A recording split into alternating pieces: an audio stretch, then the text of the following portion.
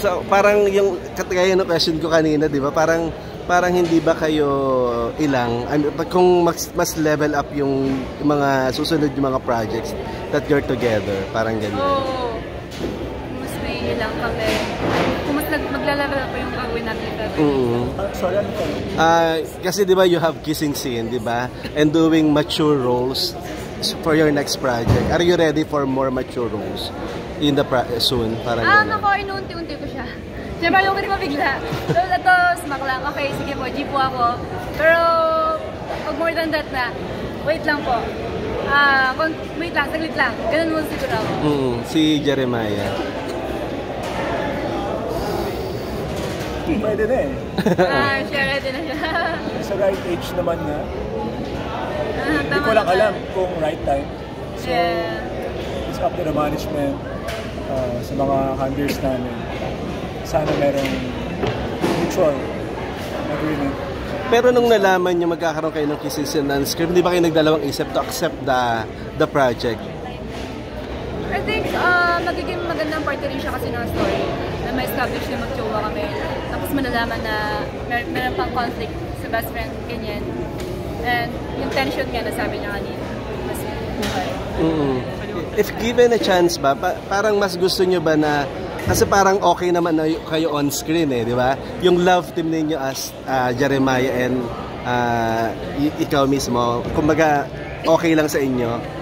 Na magtuloy-tuloy lang. Yung love team nyo, For me, yes naman po.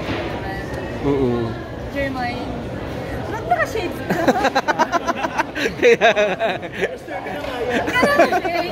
Kasi nasasaktan pa rin si Ron eh. Ikaw pa nasaktan ka. Turn pa rin si Ron eh, sakit eh. Nadadala pa rin yung back to question na. Love team. Ikaw naman, you paired with different di ba? Pero yung love team ninyo ni Kauri is parang tinatanggap ng mga tao. Are you ready for a love team and more projects na kayong dalawa? Alam niyo po kung ano ibigay ng Diyos. Yeah. Hindi na ako magpapaka-choosy. Kung ano magbibigay ng trabaho sa amin at sa ibang tao. So, habol ako question, kinabahan ba kayo before the kissing scene? Kinabahan? Anong preparation? Ikaw, Kaulalo. Ako? Ang nasa isip ko kasi that time, akala ko nung okay na yung forehead tsaka kasi. Doon alam ko na nag-kissing scene talaga. Akala ko din na maalala. Kasi natin nila, okay, sige, push natin. Sabi namin, sige, push natin. Pero nasa isip ko rin, shocks anong oras na. Para kami last pong that time is kailangan namin tapusin. Kailangan namin tapusin natin. So, meron ka ba? Pero at the same time, nandun na rin yung para sa lahat. Hindi tayo magtagal para dito. Nagmamadali. Siyempre na, pero at the same time, parang para matapos na. Para matapos na yung lahat dito. Kasi lahat pagod na rin. So, parang on your own kayo. Kayo na yung nag-execute nun. Walang blocking, walang... Yeah, wala. Parang wala.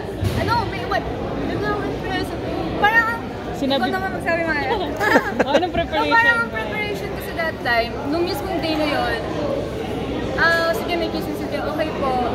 Akala ko isang kiss lang. Di ba nangyari, pinakita pa yung dalawa. Tapos parang, dagdalan na lang na emotions siguro yung characters na. Hindi ba kayo... Ilang seconds yun?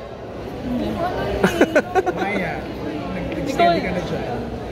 Hindi po ako nagbibilang eh. Pero hindi ka naman kinabahan na. Hindi ka na kinabahan. Naintindihan ko naman po yung dahilan kung bakit namin ginagawa yung eksena ngayon. So, na-justify naman. And sana ho, magandang kakalabasan. At para sa amin tatlo. In one... Nadulas ka kanina, Kao, parang na-tense ka na. Oo nga, parang off-screen, meron ba? Nagulat kasi ako sa reaction ng lahat. I mean, ako naman ako, minsan yung Tagalog ko din, pero yeah. Yun kasi yung pinaka-first ever kissing scene ko sa... On-screen lang. On-screen lang. Pero how do you describe in one word that kissing scene? That kissing scene, oh my God. Ginikiso nyo na ako. Ako naman tatanungin mo nyo. Siyempre, sa tanongin din natin.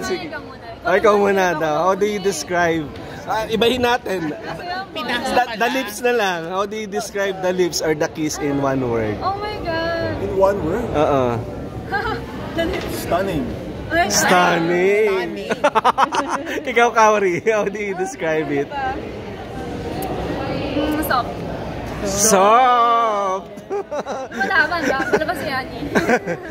Pero what something special about sa bawat isa sa inyo? Kung bakit nandun yung chemistry on both of you? Something special about, matagal na kayo magkasama, di ba? Yes. Na-discover mo what, something special about Jeremiah. Something special about Jeremiah. Kung bakit kayo nagkakasundo, kung bakit parang, di ba? I think kasi boyish ako, kaya ko sa yung trip niya. Ano man trip niya, ano? Basketball. Ano sa nagbabasketball ka Kaya din? nung fracture namin, actually tumatawa siya kasi natalo ko siya, naalala niya yun. Nung fracture namin, first day namin doon, naglaro kami basketball, nagbaluman kami. Sino panalo? Ilang points? Madami. Tampa. Jeremiah, what's something special about Kaori? Something special yung always being go with the flow. Tsaka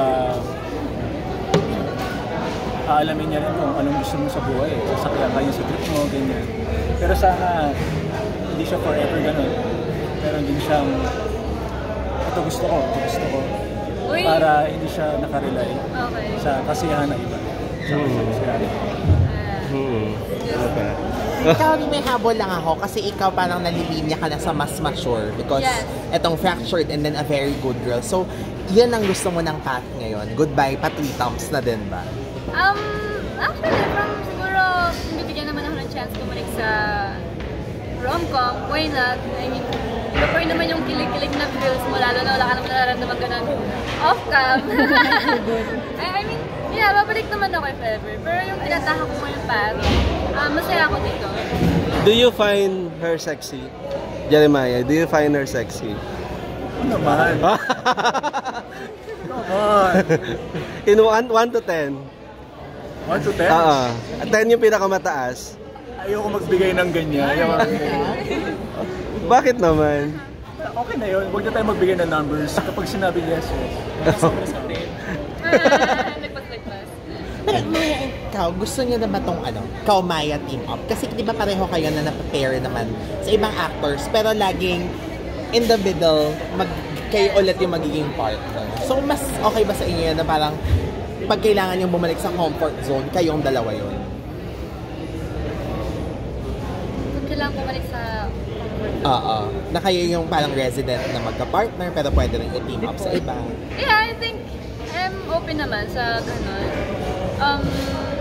I think okay naman yung nakakatrabaho ng ibang tao is for sure marami din learnings mula sa kanila and mag-grow ka sa actor para pagbalik namin sa isa't isa kunwari, if ever, alam mo yun, mas level up na yung kaya namin gawin para sa future. Kaori, may iba tayo. How is it working with Catherine dun sa A Very Good Girl? Kamusta yung, di ba, yung aabangan nitong pinapelikula na to? Actually, tatakot ako magsalita kasi baka mag-spoil ako eh. Pero at first, sobrang ako na-intimidated kay Catherine. No, yung Catherine kasi sobrang galing niya eh. First time, di ba, to work with her? Yes, first time ko. And, oh my gosh, ito ako gusto sabihin. Pwede ba balikan niyo po ako? Hindi, I mean, working with her lang na kung saan, Sobrang bait po natin, Catherine. Hindi niya rin ako pinapressure, wala akong naramdaman na pressure. Kahit sinisdali mo na ako naramdaman. Is it a good, very good experience Yes, also? very Marami kang natutunan sa kanila. Sobrang po na nag-take. Okay. Maya, last na lang yung answer dun sa question kanina na, yun nga, okay ba sa'yo na kayo ni Kaori ang resident partners kahit nakaka-work sa ibang actresses? Let's see. Thank you po. Okay, thank you. Thank you, guys. Salamat. Ano muna together. Sige na ito. Backward siguro. Ay, sorry. Okay, sige.